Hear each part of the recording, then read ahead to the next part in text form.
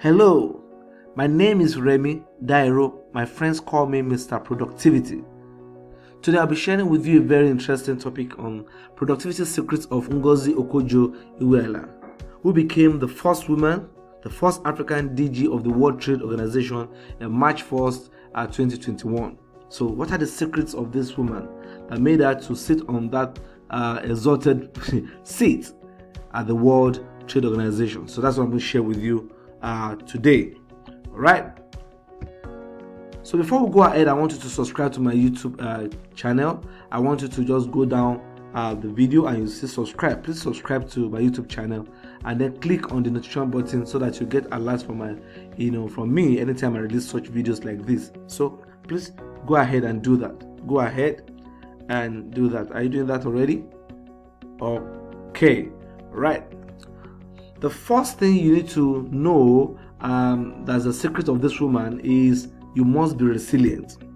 The secret of productivity of Madam Ngozi is she is a tough woman. She's a fighter. You must be resilient. For your productivity to move to a level where the world will celebrate you, you must not chicken out. You must be able to fight and resilient in achieving what you want to achieve. At the initial time, there are 8 people who showed interest, 8 contestants. She stood firm as a woman, as an African. At a point there are 4 Africans contesting for the same position. She stood in the midst of them. She negotiated with them. She talked with all the other people, and some stepped down, some were taken off, and then it became 2. They became 2. And it became herself and then another woman from Republic of Korea, Madam Yo.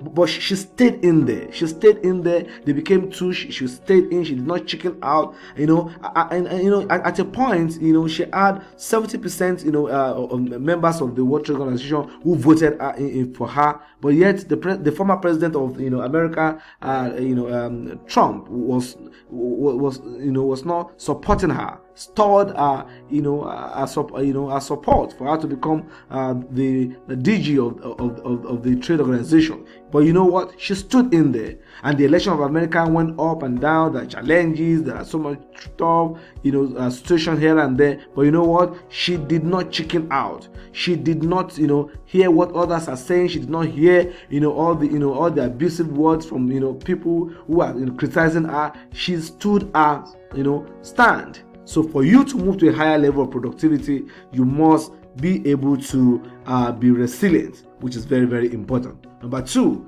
you must dare to be different.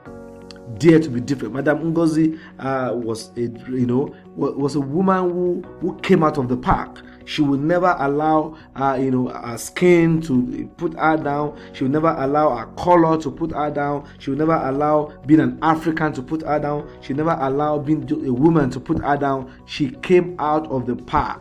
She dared to be different among what is called the men's world, jobs that are meant for men or positions that are meant for men. She went for what she wanted. She did not sit down complaining about herself. She did not sit down complaining about what's going on. She did not sit down complaining about being a Nigerian. No, she went for it. She dared for it. So in the midst of challenges, in the midst of criticism, Madam Ngozi went for what she wanted. So the question is, if you must become globally productive, what should you do? You must be there to be different, irrespective of your religion, irrespective of your background. You must be different. Number 3, you must be strategic. Madam Ngozi was a strategic woman, and she worked for at the World Bank for 25 years. She became a financial economy minister for 2 presidents.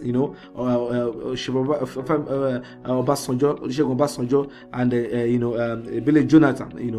President Billy Jonathan. He became the one in charge of the economy. She went ahead to become to get U.S. citizenship, so that she'll be able to have that as as a strategy of saying, okay, I'm not just an African, I'm an American, African American, so that she can get that. She did everything to be able to get that done, to get to that seat.